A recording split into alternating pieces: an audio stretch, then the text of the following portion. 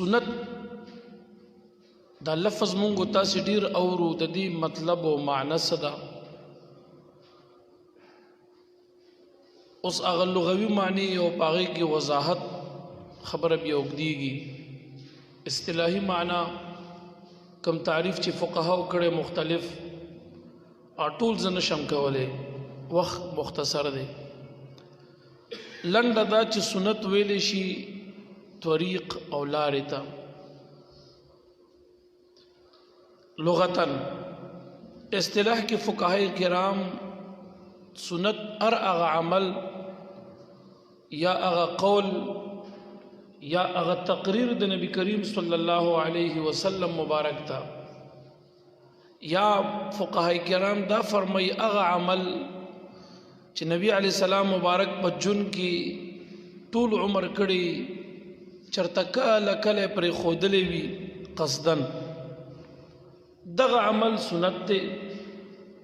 دا چې کوم څه بیانوم د نبی کریم صلی الله علیه وسلم مبارک هغه اعمال چې هغه سنت دي هغه د جون په اکثره حصہ کې کړي دي زما زیات خبرې په هغه پهلو باندې وي ان شاء الله زمون او استاسي په دې معاشره کې یو عام خیال د خلکو دا جوړ شوی او ګرځیدلې دی چې د کوم عمل نوم سنت وي نو دغه سنت او اهمیت صرف د عام خلکو په نظر کې دومره دی چې کدا کار دی او کو نو ثواب دی پکې او کدا کار دی او نه کو نو په قیامت کې د دې تپوس د نه کیږي عذاب په نشته دی د معاشري د عام خلکو ذهنیت دغه جوړ دی بس سنت یو عمل د نبی علی السلام دی کچاو کو نو دیب په ماجور وی اجر بوي کچا تر کو نو عذاب په نشته دی د قیامت بس دا یو سنت دی یعنی مطلب دا چې زمونږ د معاشري د خلکو په نظر کې نن د نبی علی السلام د سنت او اهمیت ډیر کم شوی او ختم شوی دی حالانکه صحابه کرامو بچي یو خبر نه خبر شو چې دا کار نبی علی السلام کړي یا د داغي عملو نو هغه بیا تمام عمر دغه کار کولو دغه کار مخالفت به بیا نه کولو هغه کار پر خودو ته تیار نه وو دا به تاسو تاسو د احادیثو نه خایم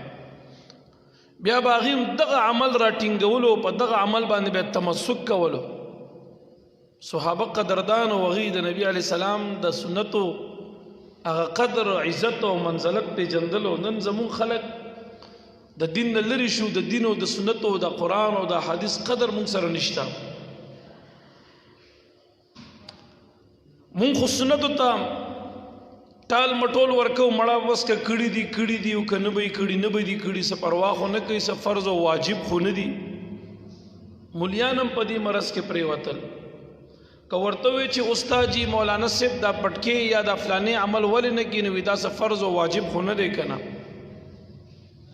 د مولانا د ذهن نه هم د سنت او اهمیت ختم شو نو چې د مولا په ذهن او دغه په نظر کې د سنت او اهمیت نه وي